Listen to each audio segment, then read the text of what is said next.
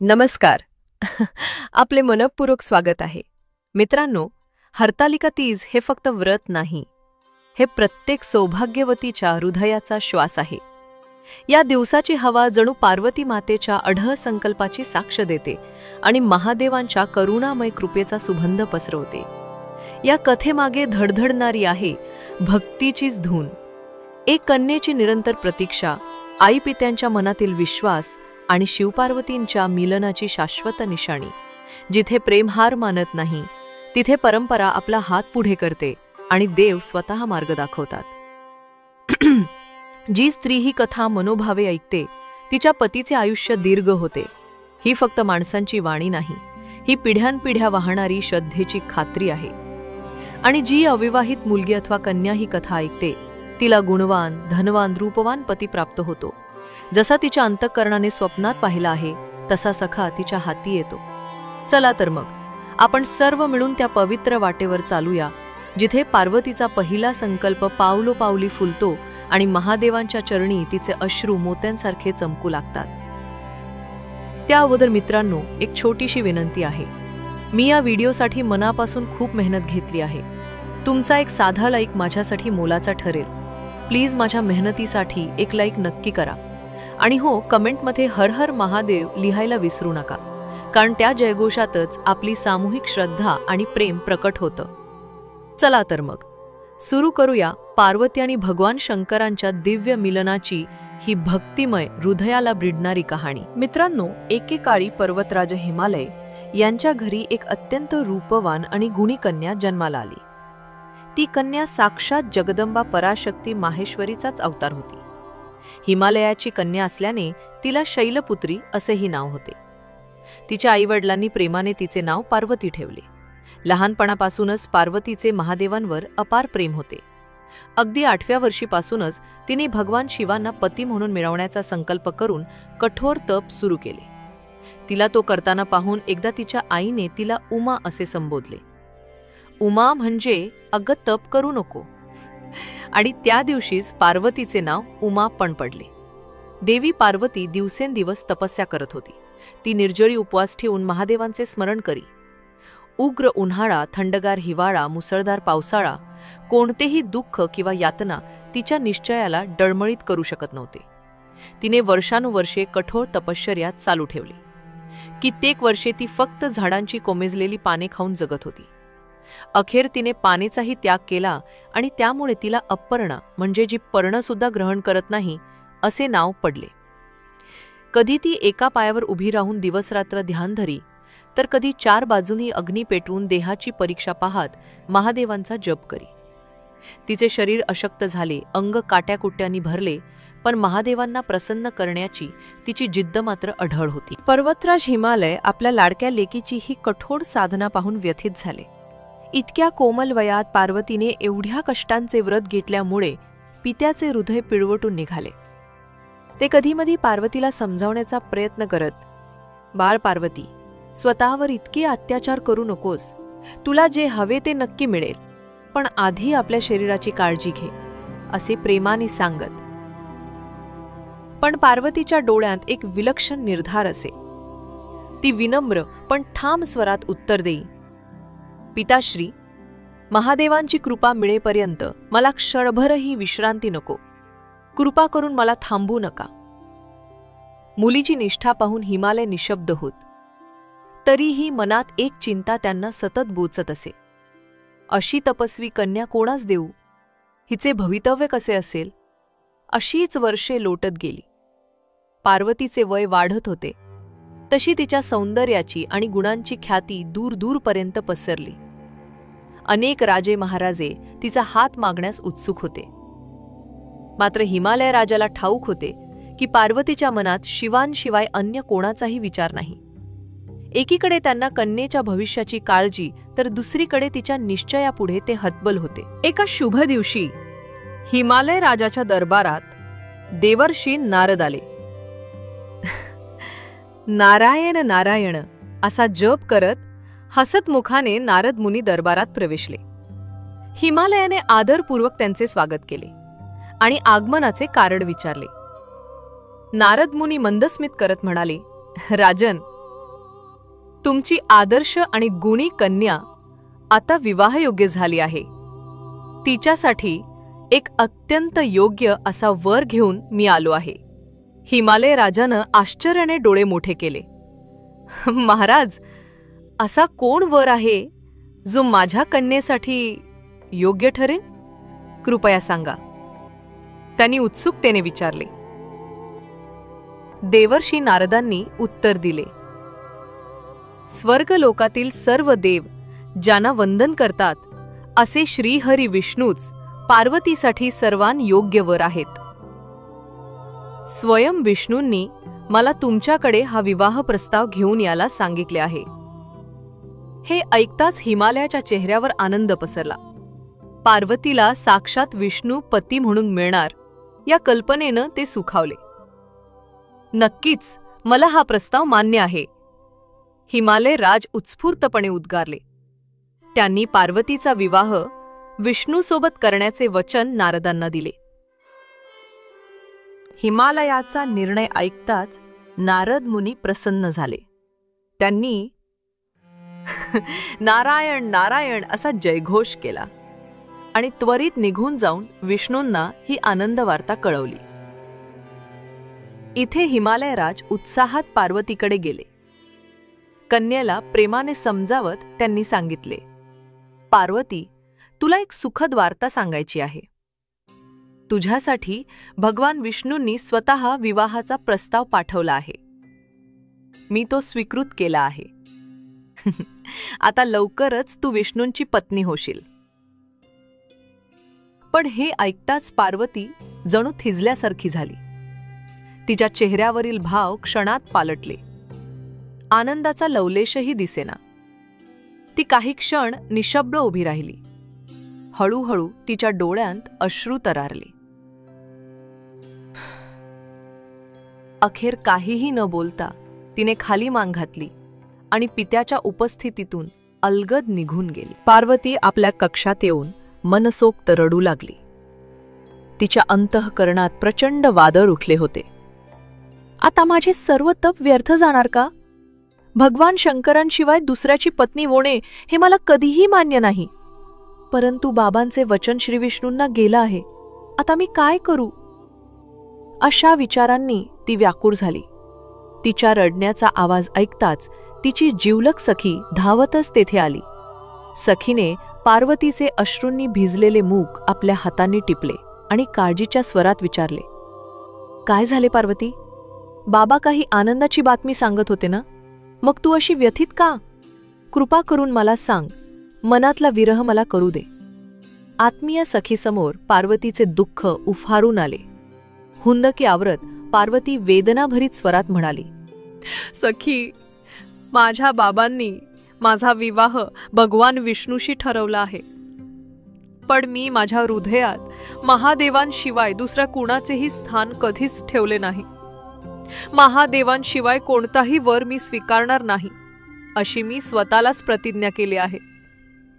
आता अचानक हा निर्णय, मी कशी सामोरे जाऊ या प्रसंगाला? माझे सर्वस्व, माझी तपश्चर्या, माझी प्रतीक्षा व्यर्थ ठरते आहे का, अशी भीती वाटते. असे म्हणता म्हणता पार्वती पुन्हा हमसून रडू लागली. पार्वतीची वेदना पाहून सखीचे हृदय पिळवटून निघाले. तिने प्रेमाने पार्वतीच्या खांद्यावर हात ठेवला. दृढ आवाजात ती म्हणाली, पार्वती, तू एवढी वर्ष ज्या देवतेची उपासना केलीस त्यांना तू नक्की मिळवशील.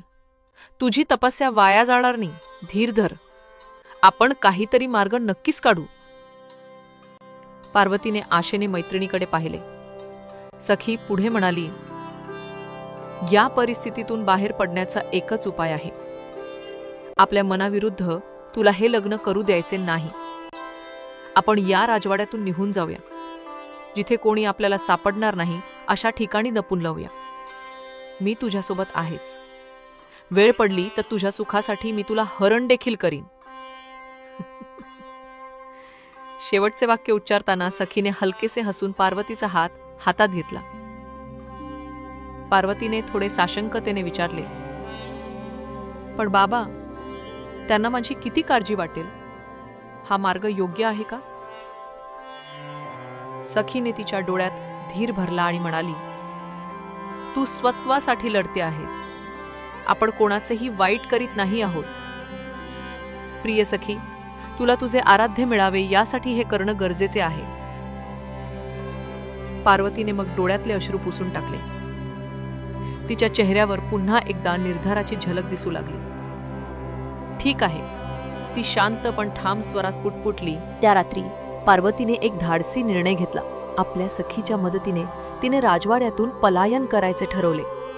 मध्यरात्र होताच पार्वती आणि तिची सखी सावधपणे राजवाड्याच्या मागील अंगणातून बाहेर पडल्या. काळ्या अंधारात दोघी मैत्रिणींनी हातात हात घेतला आणि घनदाट वनाचे आश्रय घेण्यासाठी पावलांना गती दिली. त्या चालत चालत हिमालय पर्वताच्या पायथ्याशी असलेल्या जंगलात शिरल्या. वाटेत काटेरी झुडपांनी त्यांचे पाय ओरखडे पाडले. झाडांच्या फांद्यांनी चेहऱ्यावर ओरखडे काढले.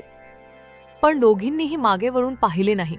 त्यांच्या मनात फक्त एकच ध्येय उजळले होते, पार्वतीसाठी शिवप्राप्तीचा मार्ग सुनिश्चित करणे. जंगल अधिकाधिक दाट होत गेले.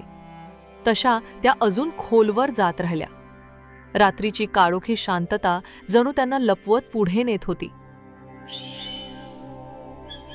एखादा पशुपक्षी अधूनमधून आवाज करी, पण दोघींच्या अंतरीची श्रद्धा त्यांना हिंमत देत होती. किती वेळ गेला याचा अंदाजही नव्हता. अखेरीस पहाटेच्या अंधुक प्रकाशात त्यांना समोर एक निर्मनुष्य परिसर दिसला. चहूबाजूंनी उंच वृक्षांची गर्दी होती आणि मधोमध एक लहानसा प्रवाह वाहताना दिसत होता. त्या प्रवाहाच्या किनाऱ्यावर दगडांच्या आडोशाला त्यांना एक निर्जन गुहा आढळली. शांत, एकाकी आणि सुरक्षित.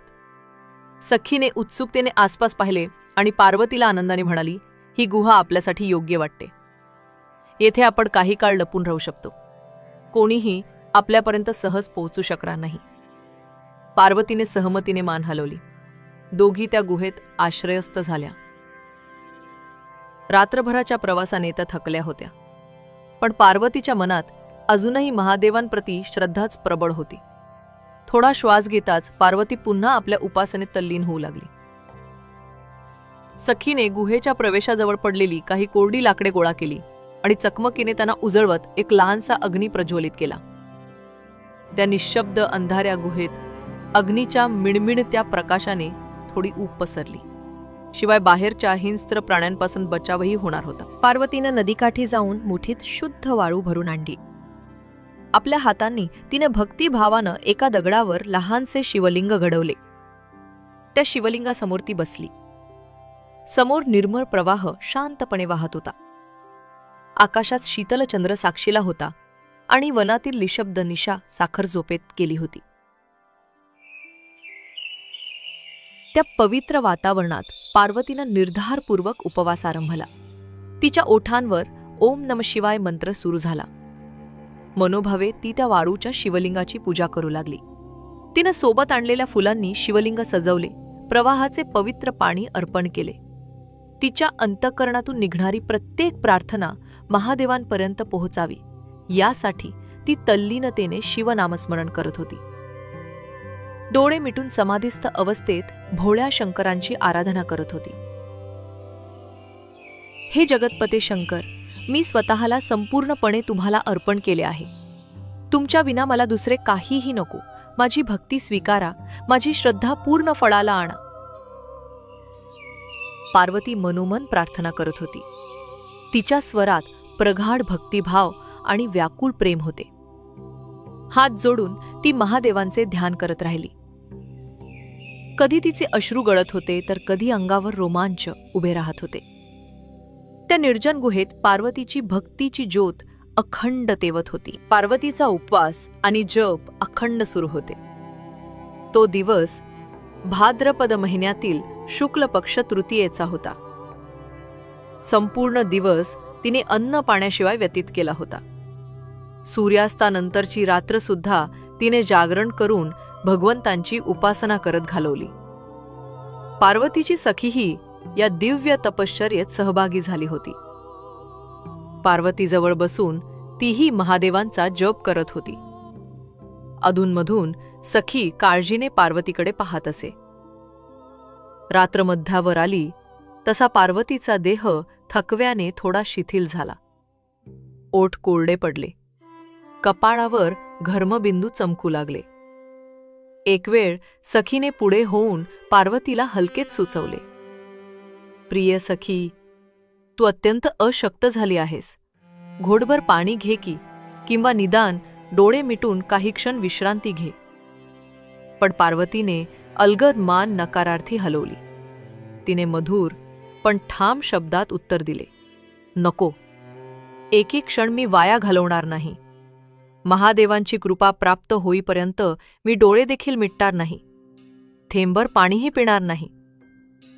तिच्या शब्दांत अढळ श्रद्धा होती. सखीने तिच्या निर्णयाचा मान राखला आणि शेजारी जागी बसून राहिली. इकडे राजमहालात मात्र खळबळ माजली होती. सकाळ होत आली तरी पार्वती आपल्या महालात कुठंच दिसत नसल्याचे कळताच दासदासींनी शोधाशोध सुरू केली. अखेर उमगले की पार्वती आणि तिची सखी दोघींही गायब आहेत.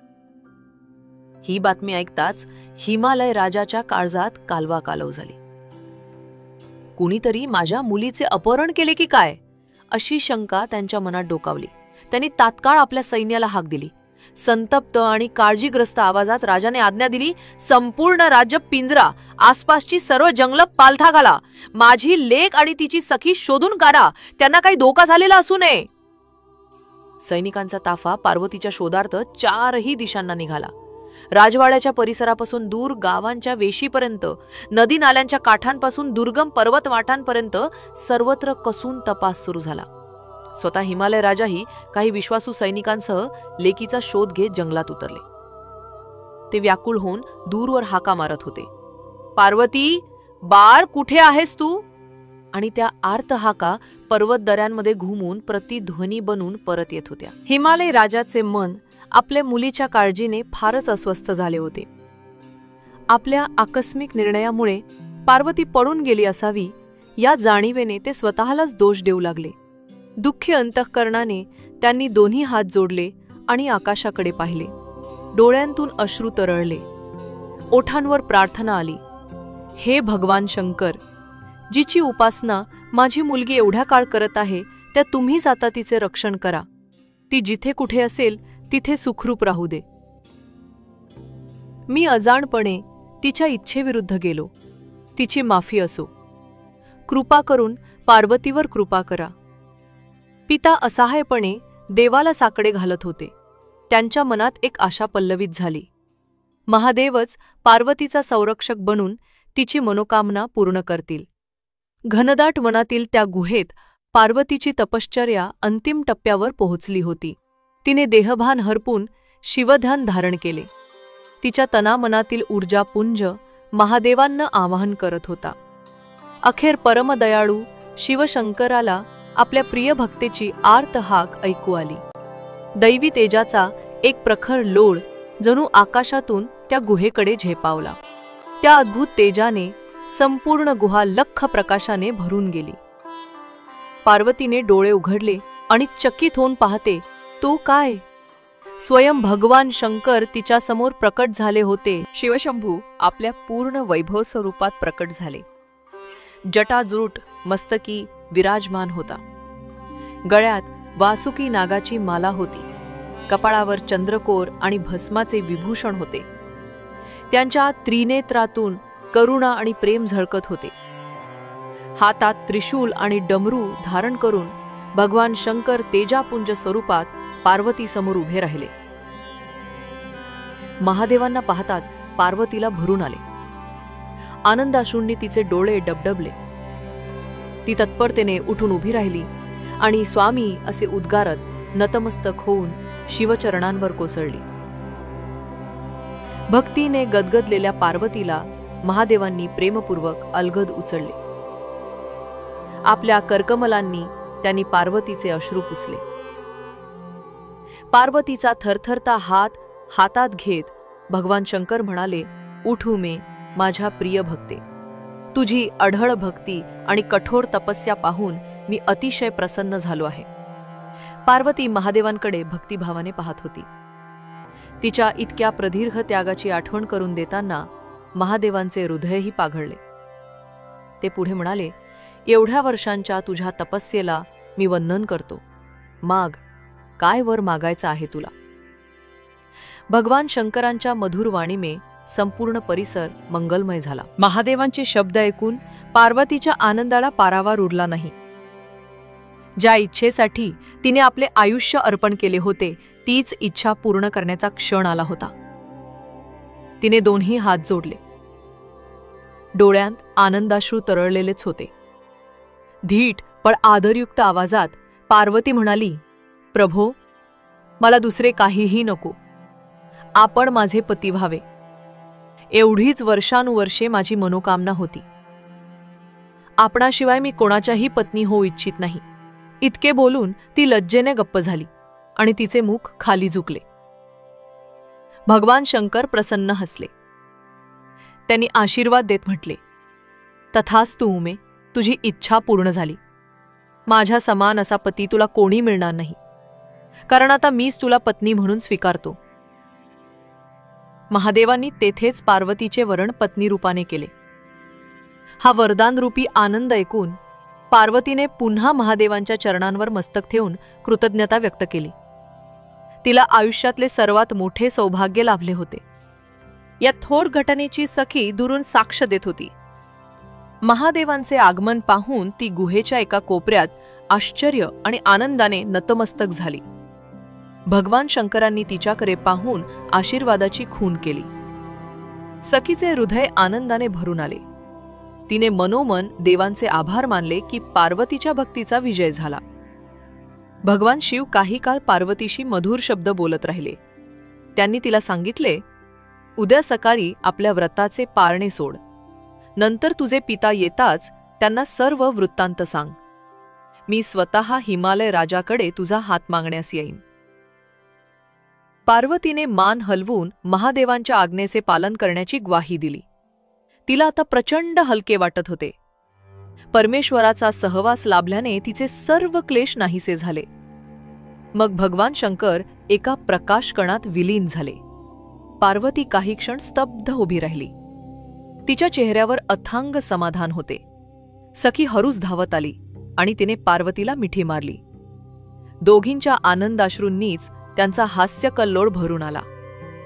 पार्वतीने सखीचा हात हातात घेत हसत म्हटले, माझ्यासाठी तू जे धाडस केलंस ते पाहिलंस ना आता. महादेवांनी मला स्वीकारलं. सखीने आनंदाने डोळ्यांतले अश्रू पुसले आणि उत्तरली, हे सर्व तुझ्या भक्तीचं फळ आहे पार्वती. मी फक्त निमित्त मात्र होते. अखेर तुझे स्वप्न पूर्ण झालं. यात मी स्वतःला खूप धन्य समजते. पुढच्या दिवशी उजाडता उजाडता पार्वतीनं आपल्या व्रताची सांगता करण्याची तयारी केली. सखीच्या मदतीनं तिनं प्रवाहात स्नान केले. गुहेबाहेर छोट्याशा जागेत महादेवाची मनोभावे पूजा केली. उपवास पूर्ण केल्यावर फुलांच्या ताटव्यांत दोघींनी आरती म्हणत रात्रीच्या जागरणाची समाप्ती केली. पार्वतीच्या मुखावर अलौकिक तेज पसरले होते.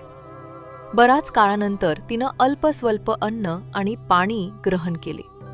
तिची सखीही तिच्या सोबत उपवास सोडून देवांचं स्मरण करत आनंद व्यक्त करत होती.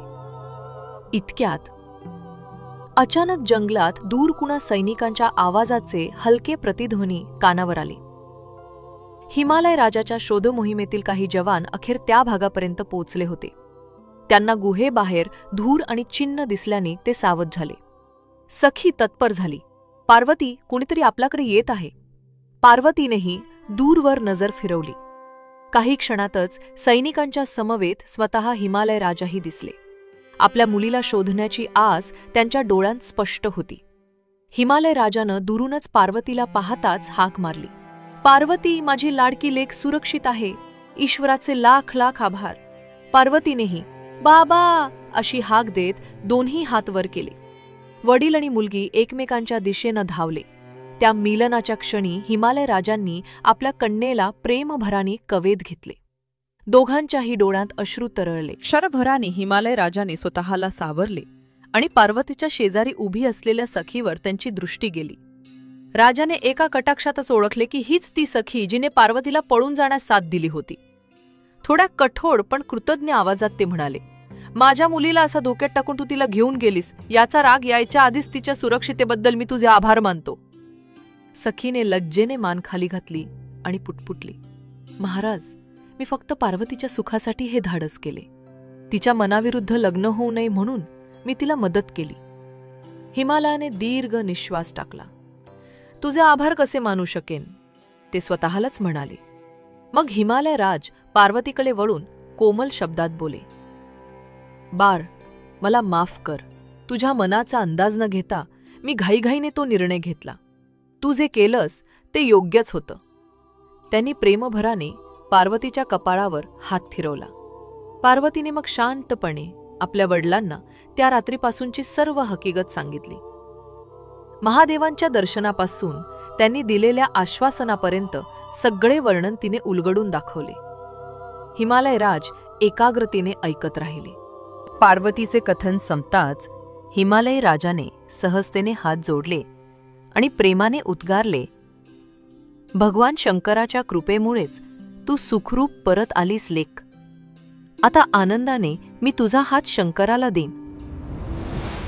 नंतर एक प्रकाशमान तेज पसरले आणि वचन पूर्ण करण्यास स्वयं भगवान शंकर पुन्हा अवतरले. त्यांच्याबरोबर विष्णू आणि ब्रह्मादेव देखील प्रकट झाले. हे अद्भुत दृश्य पाहून हिमालय राजासह सर्वांनीच वंदना केली. भगवान विष्णूंनी पुढे होत शांत हसत हिमालयाला म्हटले, राजा हिमालय, मी तुझ्या कन्येच्या निर्णयाने अत्यंत आनंदी आहे. पार्वतीने भगवान शंकरांना पती म्हणून स्वीकारणे हे तिचे परमभाग्य आहे.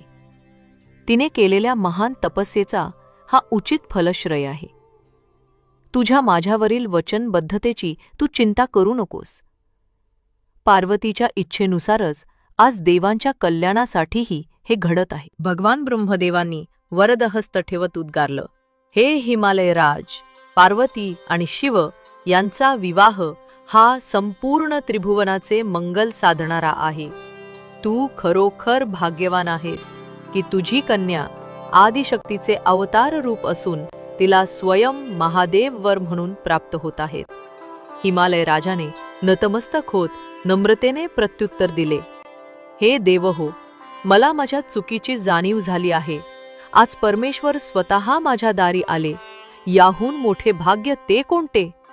मी आनंदाने माझ्या कन्येचा हात महादेवांच्या हाती देतो. आनंदाश्रूंनी ओथंबलेल्या त्या वातावरणात पार्वती आणि महादेवांच्या विवाहाचे निर्धारण झाले. लवकरच शुभ मुहूर्तावर विवाह सोहळा थाटामाटात पार पाडला गेला. स्वयं ब्रह्मदेवांनी लग्नाची विधी संपन्न करून दिली. सप्तऋषींनी मंगल मंत्र गात अग्नीला साक्ष ठेवून सप्तपदी चालवली. भगवान विष्णूंनी पित्याच्या भूमिकेत कन्यादान केले. सर्व देवदेवतांनी फुलांच्या वर्षावात या दिव्य लग्नाला साक्षी दिली. हिमालय राजाने आपल्या कन्येला महादेवांच्या हस्तात देताना गर्वाने मस्तक उंचावले. संपूर्ण भूस्वर्ग आनंद आणि उत्साहाने भरून गेला. पार्वती आणि शिव यांच्या पवित्र मिलनाने तीनही लोकांत मंगलमय आनंद पसरेल अशी वर्दी निघाली. नंतर शिव पार्वती कैलास पर्वतावर सुखाने विराजले आणि हिमालय राजाच्या राज्यातही सर्वत्र आनंद साजरा झाला. अशी ही पार्वतीच्या अपार भक्तीची कथा. आपल्या श्रद्धेने आणि निष्ठेने पार्वतीनं स्वतःचं भाग्य घडवले. तिने महादेवांसाठी केलेल्या कठोर प्रयत्नांना अखेर यश आले आणि तिला तिचे आराध्य दैवत पती रूपात मिळाले. सखीच्या मित्रप्रेमातून पार्वतीला महादेव मिळाले. स्त्रीच्या मैत्रीची अशी अमूल्य साथ या व्रतकथेत अधोरेखित होते. म्हणून या व्रतास हरतालिका असे नाव पडले. हरित म्हणजे हरण, अपहरण करणे आणि आलिका म्हणजे सखी. तेव्हापासून भाद्रपद शुक्ल तृतीयेला हरतालिका तीज सण साजरा करण्याची परंपरा सुरू झाली. आजही सर्व विवाहित आणि अविवाहित हिंदू स्त्रिया देवी पार्वतीप्रमाणे अखंड सौभाग्य आणि इच्छित जीवनसाथी मिळवण्यासाठी हे व्रत फार श्रद्धेने पाळतात. त्या दिवशी सुहासिनी स्त्रिया लाल हिरवे पारंपरिक वस्त्र परिधान करून सोलकरीने साज शृंगार करतात व पार्वती महादेवाची पूजा करतात.